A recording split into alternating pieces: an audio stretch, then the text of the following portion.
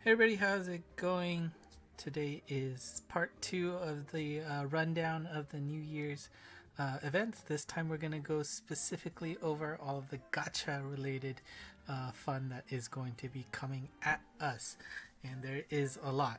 But first of all, let me reiterate, they did warn about this on the official Monster Strike Twitter and news post, but I want to make sure everybody's aware of that. You know, Apple, Google, and the Monster Strike servers will be hit hard due to the New Year's traffic. I mean, Monster Strike is not the only game that is going to be doing a lot of New Year's stuff in terms of game purchases, and we all know how much craziness happens with Monster Strike users in the New Year. So if you do intend to buy orbs, it is very highly suggested to do it early.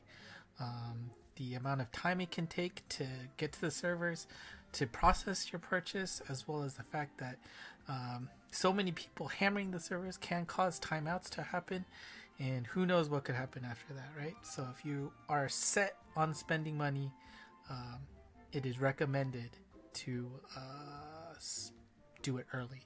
Again, that is not my recommendation. It is officially from the Mixie X Flag side to warn people of this, so just keep that in mind. Of course, I'm not buying anything, so not a problem for me. But I know out there, a bunch of you out there will be spending money for the New Year's, so again, do it early if you intend to do it. Now, before we get to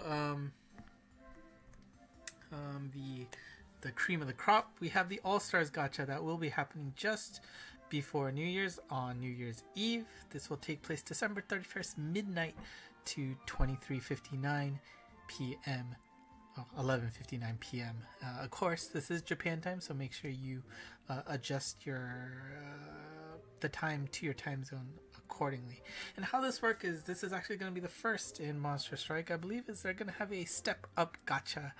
And what does that mean? Well, first of all, you do have to spend orbs, so this isn't a freebie. You are going to have to unload on some of your saved orbs.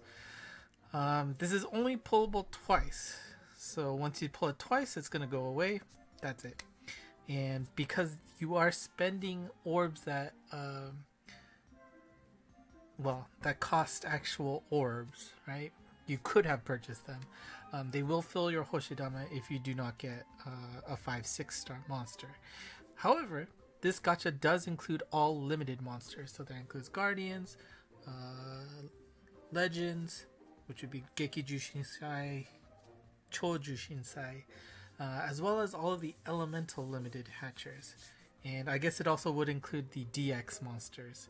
So, however, of course, you know, as usual, it doesn't include any of the Montama characters or any of the past collab characters, or you know, the limited, super limited time ones like the Christmas ones, the Halloween versions. Those won't be included. But basically, everybody that's limited in a standard hatcher should be available during this.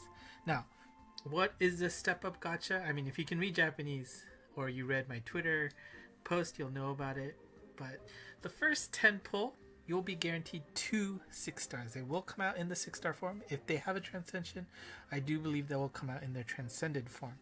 And you can see that in the results screen, there will be 2 results in a gold frame. Those are your 2 guaranteed 6 stars. So that also means if you get a monster early, that's just extra bonus on top of the guaranteed 2 that you're gonna get. Now, that's for the first temple. Why I said this is a step up gacha is that you only get the results of the second temple after you do the first temple. That makes sense. And what new thing do you get here? Well, your second temple not only guarantees you 2 6 stars, it also guarantees you, on top of that, a limited monster guaranteed.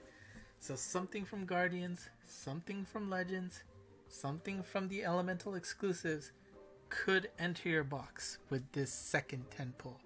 Now, keep in mind, you are going to be spending 100 orbs to do this. It's either, I mean, this is just my opinion, you either spend 0 orbs or you spend 100.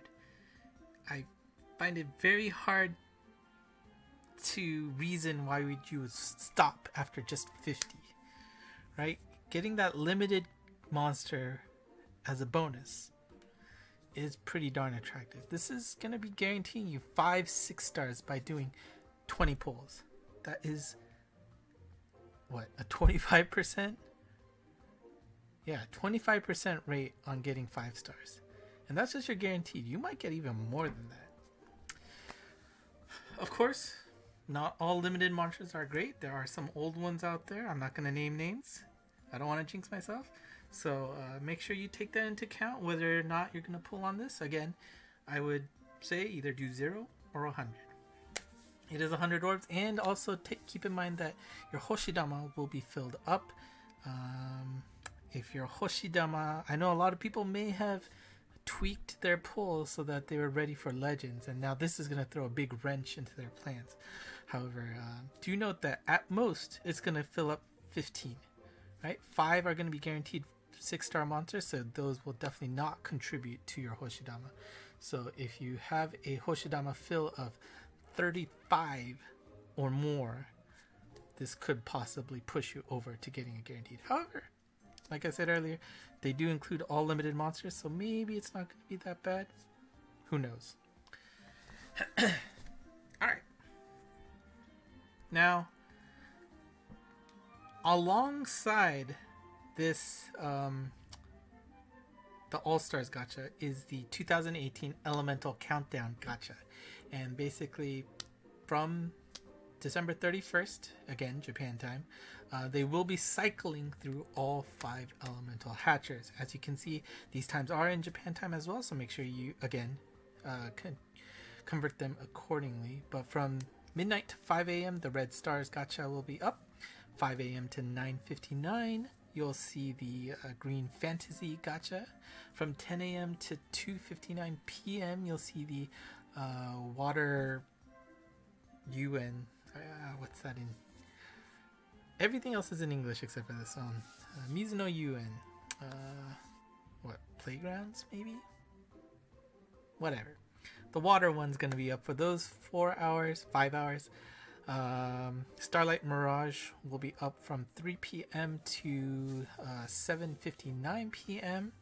And the final elemental catcher with the Midnight Party will start at 8 p.m. all the way up to 11:59 p.m. just before the New Year's hits. So if you are interested in these elemental hatchers, that's one last shot at them before the year ends. I don't know why you would want to do that, but it's there. Alright, and of course we all saw the video from the news. Solomon is going to be the new character that is going to join the Legends group. We'll go over her stats and abilities real quick, but before we do that, of course, the time of this gacha, it begins immediately once 2019 hits in Japan, and it will end at January 4th, 11:59 a.m. Again, Japan time. Please translate accordingly. So let's first go over the Evo form of Solomon, and there's a lot of cool stuff in here. So first, she is a Paladin Seikishi type, and she is a bounce in the Evo form. Her ability is Super Null Gravity Barrier along with a Strike Shot Reducer on the main, and on the gauge we have Vital Killer and Soul Steal. We'll go over those specifics on the next page. Her luck skill is a critical, so that means there's a chance for her to get extra damage as she's bouncing around. Strike Shot is a huge, and I mean huge, explosion on the first enemy hit. It is not a bash, so she is going to be moving after she makes that explosion, but basically you can equate her explosion to basically Gon's Strike Shot, where it basically hits everybody on the screen. Maybe if you do it on the corner, you're not going to be able to get it, because if you saw the video from the official Monster Strike channel, you could see the edge of that blast. So it's possible if you're in a corner, it might not get the whole screen, but it was a huge range. That Strike Shot does take 30 turns to charge up. And last but not least is the follow-up Pierce Bullet bump combo. It is a new one. Again, we will go over that in detail on the next page. So that's 3 new things packed into this Evo form of Solomon. I mean, ability wise, again, it is only null gravity barriers, so it is sort of limited, but that gauge ability could come in handy because let's go over what each actually means. So the Vital Killer, that's the first part on the gauge, is when an enemy is above 50% HP, the Slayer damage is active against them. So basically, it's interesting because the more damage you do, you're going to get them to lower HP. Once they go under that 50% holder threshold, Solomon is no longer a Slayer for that particular monster. But any other monster that's above 50% still becomes a slayed target for Solomon. And of course, if you don't know, the multiplier Slayer damage does 50% more damage than usual. So it's interesting. This is probably going to do a good amount of damage to like bosses who has a lot of HP. You know, you can get rid of that first one, or maybe be like, you know, whittling down so you can get past that the awakening activator, that little exclamation mark on the gauge. Could be good for that, but it is an interesting ability. Probably hard to say how good it will be without playing it in action. Like, are you gonna be, you know, killing enough HP that you only get a few hits in? Is it gonna be valuable? I don't know. But B is pretty cool in that Soul Steal, the second part of her gauge ability, whenever an enemy is killed, you will heal 5,000 HP. That's a good amount of HP, and you know, stuff like reviver loops or even those what is it, the pierce obstructors, bounce obstructors, taking them out will actually, well, I guess bounce obstructors wouldn't help for Solomon, but when she ends up killing somebody, you know, healing for 5,000 for each enemy killed, that sounds like a great support ability. And last but not least is the bump combo, the follow-up Pierce Bullet. Basically how this works is once somebody hits Solomon, all enemies touched after that will be marked. Kind of like, you know, Kanan with that, you know, that symbol. It'll be put on each monster, and then once you have finished moving around, Solomon will fire a piercing bullet to all marked enemies. And the best way to compare this is to Setsuna's strike shot, right? You hit people, and then afterwards that piercing attack happens afterwards. You know, if you position Solomon nicely, this could do a lot of damage because it is piercing. So let's say you hide him behind a boss, her behind a boss, and you know, you touch her, hit all the other enemies, you know, all of those blasts will go through the boss to their targets. So very powerful bump combo, I think. Whew. Alright, that's just the Evo form. Let's look at the Ascended form of Solomon. Still a Paladin, but it is a Pierce type with a Blast. Ooh, Blast is always good. Abilities turn into Minesweeper M with Super Null Wind. On the gauge, she gets Null Block and Null Magic Circle. And yes, that is 4 abilities there. Wow. And I mean, Minesweeper Block in particular is not a very covered gimmick combination. So putting, you know, Magic Circle on top of Wind is gonna be, this form is gonna be pretty solid. The luck skill, as you can see, is Shield, so there's a chance that all damage will drop to 1. Basically makes her into a Scorpion. A Strike Shot is a speed power up, and on the first friendly unit you touch, it will put a big barrier around them. And I think you can imagine about what, a 3x3, you know, give or take 3x3, you know, ball art distance around your monster. So it is pretty big, and it looked like it had a good amount of durability to it. Definitely felt like more than, you know, like Lucy or Mana's barrier. Definitely more than Pandora's barrier bestowing ability. So, and it is the first friendly unit, so you don't have to touch everybody. So it looks very powerful in terms of survivability. And it is only 20 turns to do it, so that looks pretty darn good. The bomb combo is a bomb throw. Again, this is a first for a blast type, so it does 114,800 damage per explosion. I think there's 3 of them, given how it just like pretty cool. Sub bomb combo is a lock-on weak point piercing shockwave 5. Again, this is a first for a pierce version of this, and it does 14,641 damage, which is still pretty insane for a sub bomb combo. Again, it is a blast type, but even then, whew, that is a lot. And I believe this is I already said that. And you might be asking, what is Super Null Wind? Well, it's pretty simple. It resists wind, so it won't move, and on top of that, it will mark that monster with a speed up. So let's say that wind machine is there, tries to suck Solomon in. Instead of moving, Solomon will instead on her next turn get a speed boost. And if you want to ascend Solomon, you're going to need 4 slashes and 3 Kesaran Pasaran. So if you want to have that handy in your box, run some library runs, those are your 2 monsters that you need for that. Alright, and we are not done yet, because on top of Solomon being added to the Legends Hatcher, we've got New Year's versions of the latest and greatest Legends added. We've got Mana and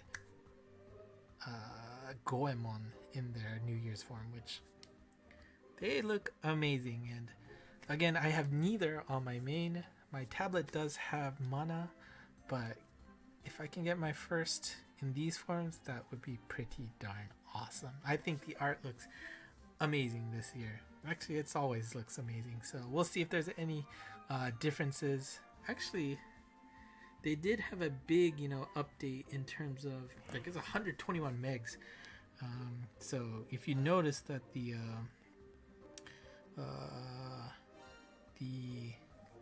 Monsterpedia was updated. Let's see, any of the bomb combos have any new icons? It does not look like it, so looks like it's just gonna be the voices that are different. That's fine. Anyways, of course, as was the theme last year, when you do a pull, not only do you get 5 magic stones, you'll also get 5 random items. And this year, they continued with the Stamina Min, Continue Min, Friend Min, Waku Waku Min, the Divine Sharl, the Insta Ascend, Insta Transcend Sharls. But there are 2 new items that will drop along with your, a chance of dropping along with your 10 pulls. However, if you do only single pulls, you will be only getting a single Morling X, whether it's HP, attack, or speed, completely random. So definitely worth it to do 10 pulls to get those 5 items. So let's go over the 2 items that are being introduced with this. First is the Eraberu Bell, which basically means, select a bell. Select a bell. Sorry. Basically what this does is you get to activate any campaign for 1 hour just for yourself. And you get to choose between 5 different options. First is increasing the experience for normal quests to 2.5 times their normal experience. The next 2 are multiplying drops for divines or dragon gems by 5. You could also increase the drops for gold ableberry seeds to double their normal rates, or you can double the gold egg drops in the library. Now there are some caveats to the library. Of course, it only applies to the highest difficulties in each library quest, and it does apply to Muramasa and Murasame to drop quest tickets. So I'm sure that'll be super helpful for those who still want to farm Murasame, but it does not apply to Impossibles or XS quests. And they did have a warning that once it's available, there is some display issues where it may look like it is applicable for XS quests, the ones at the very bottom of the library, but it is a display issue. You will not be able to take advantage of the bell during those quests, so please be careful about that. And on the right is just the steps on how to activate it. There is that megaphone icon on the top left to see what events are active right now. You can use the bell there to activate it on your own. Again, it is only available for 1 hour per bell you use, and just beware of the timing so that you don't overlap with existing events, stuff like that. Alright, item number 2 is the Fueru biscuit, and Fueru basically means increase. Biscuit is biscuit, or cookie to some of you in Europe. No, that's just England, right? Whatever. Basically what this means is that you're going to be able to spend double your stamina. Again, this is an important point. You are spending twice your stamina to use this biscuit. But basically you can run it once to get twice the rewards. Right? You're spending twice the stamina, so you can run it once to get double rewards. There are some caveats. It only applies to the highest difficulties on quests, and you can, if you're wondering what you can use it for or not, when you are selecting your team, you'll see that biscuit on the bottom right, along when you select, the helper items. If you see it there, you can use it for this quest. Click it, and then you will end up spending double your stamina to get double your rewards. And what will happen at the end of the quest is it'll look like this. Right? You'll see that biscuit icon on the left, and you'll see that every treasure drop has a ×2 on it. Pretty cool, right? I mean, it has some risks. Of course, if you're doing an impossible, you can't continue. So there's a chance you could be wasting your biscuit here. But if you clear it, you've just cleared it. You only had to run a quest once. You did have to spend twice the stamina. I'm saying it again just because I want to make sure everybody's aware that it does cost twice your stamina. But you only had to run it once for twice your stamina to get twice of every reward. The V meter will take advantage of the 2x drop. So as you can see on the screen, there are 10 drops that are not boss drops, right? So then the gauge will increase by 10. However, the V meter, if that fills up, that drop does not take advantage of the 2x, as you can see in the screen here. He only got 1 drop for that Izanami gauge filling up. So keep that in mind. Can't take advantage of the V meter gauge through this bonus. It will not be available for any Gozetsu quests. They said it will not be available for some Bakuzetsu quests, so probably the first wave is doable, but maybe not the second. Or maybe just the most recent one. I'm not sure. But it did say only some Bakuzetsu quests would not be able to take advantage of the biscuit. You cannot use this on quests you've stocked, nor can you use it for any EX stages such as Hakua, Daina, Saihi. It also doesn't apply to any damaged treasure drops while you're in the middle of the game. This only applies to the results screen at the end through the treasure boxes there. And of course, if it doesn't apply there, it also doesn't apply to any direct boss drops. So, any direct drop quests won't be able to take advantage of the biscuits. So keep that in mind, because, they've already dropped on screen. You can't get double that. And that is it for the New Year's Gacha. Again, it is available for, where's that screen? For basically 4 days, 3.5 days, I guess. So once it strikes midnight in Japan, you can start rolling for Solomon there. It'll be available for 3.5 days up until January 4th, just before noon Japan time. Don't forget, you will get 20 orbs on New Year's Eve, New Year's Day. And of course the tower is back up again, so you can get a lot of orbs that way through that or the jades. Whether or not you can finish in this time, that's a different question. And last but not least, the Three Kingdoms will be coming immediately after the New Year's Hatcher ends. So once the Chojushin Sai ends, we're going to go into the Three Kingdoms. You got Choryo Kada and Sohi as the three characters from the gacha. And we've got Shukuyu, Sonken, Rikson as the event dropables, and I believe the 4-5 star event that's up all the time will be Crazy Shosha. No idea what that is. But the important thing I want to talk about this is that the 3 quests highlighted in white there, if you clear these stages, that is where you can get Saihi. I know a bunch of people thought that Saihi might not come back, but it looks like the new gimmick for Saihi is that she is going to be tied to the most recent event that comes up. Now, I doubt they're going to be as easy or straightforward, maybe is the right word, as the last event, current event that's going on to get her. So if you are interested in max lucking her, the best chance is probably right now. But for those of you who are worrying about her not coming back ever, you can relax. She will be back, but it looks like she's tied to the newest quest, event quests.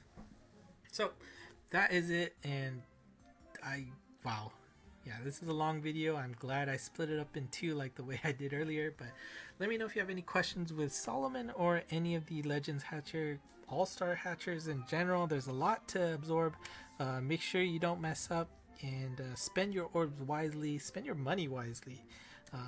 Remember, it's, you know, Solomon is not a limited monster, so she will be around all the time, and most people, I know you're gonna pull on Legends more anyway, so don't go too crazy and make yourself bankrupt there. But it does sound like that SF is ready to pull crazy as well, so look forward to his video, look forward to my video once the new year comes, and best of luck to everybody. So thank you for watching. If you're still watching, listening now, really do appreciate it, and until next time, bye bye.